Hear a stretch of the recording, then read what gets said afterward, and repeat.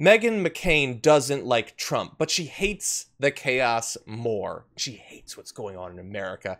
And so she tweeted this: "My neighborhood in Manhattan is eviscerated and looks like a war zone. De Blasio and Cuomo are an utter disgrace. This is not America. Our leaders have abandoned us and continue to let great American cities burn to the ground and be destroyed. I never could have fathomed this." So she's sitting there, brought up in great privilege and wealth beyond anything you can imagine, and she is in a war zone. Except is she? Because Kristin Bartlett, who's the co-head writer for Frontal with Samantha Bee, tweeted, "Meghan, we live in the same building, and I just walked outside. It's fine." Oh, the real-time fact check. That hurts on the war zone talk. There was also one other tweet I liked. Mike Drucker tweeted, "Someone left an empty Snapple on the sidewalk and now you don't support civil rights." That's pretty good. That's pretty good. Okay, so reality always strikes people in the face, and you wonder, now, what is the motivation? Once the truth gets told, what is the motivation? And again, I'm going to refer back to, again, if it wasn't for any of these other, for the fact checks that you said happened in real time on social media, this could just fly by and people go, well, why would you not believe Meghan McCain? She said so. There's no motivation for her to lie about this. So now that we know she's lying about it, what is the motivation for her to lie about it? It's to continue to pursue this same narrative of saying that people are destroying her community, quell those people, protesters are looters, looters are protesters, people killing cops and citizens killing black folks indiscriminately in the streets is also fake, because that's where this actually came from. It delegitimizes everything. So Meghan McCain, lying about what's going on, decides to go ahead and try to make sure that this narrative continues to get pushed.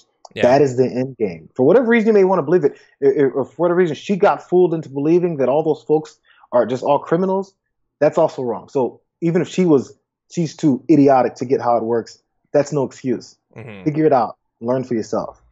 Yeah, people in the comments, Philosopher of Nonsense is saying Meghan McCain equals Republican, and someone else, oh, the pup, another person said Meghan McCain's a dink. Yeah, that's the thing. Like, she's paid a lot, and that seems to have convinced her that she knows what she's talking about. That's not how it actually works. And also, financially, that's how it works, but that's not how it actually works. Also, she also realizes that people are going to have more sympathy for her because it's Meghan McCain, rich daughter of a former powerful senator and icon of the military. She knows that people are going to believe her more, or be like, oh, well, yeah, Meghan, you're dealing with stuff. But if a no-name black, Latino, any one person gets assaulted and says, you know what happened to me? There's no cameras there. This has been countless times. This is what happened to me. This is what they did to me. We go, yeah, sure, whatever. We know you're lying, and move on. That's why the whole video proof of police violence has to be a reality, because if we don't show that, you're just going to write us off. Nobody writes off Meghan McCain until some people now do, because someone else had to jump on and talk about the BS that she's spewing. Yeah, and it's funny, obviously. Here's why it matters, though. Poor dog. I know, I don't like her commentary either. They need to replace her. Here's why it matters. Because Meghan McCain is the perfect embodiment of the sort of person that will criticize Donald Trump for the tonal stuff, the like inappropriate stuff, but fundamentally wants exactly that policy, who values stability and her peaceful little brunchy world more than actual peace or justice for the sort of people that she would never be caught dead speaking to for even a second.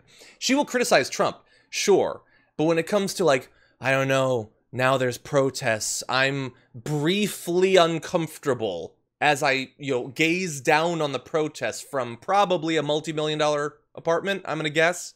That's where she draws the line, and that's where many of them draw the line. Tucker Carlson, he's supposed to be he's not an elitist, he's a populist. He represents the people. He understands the plight of the working man. Wait, there's protests? No. Nuke them. I don't care. Shut it down.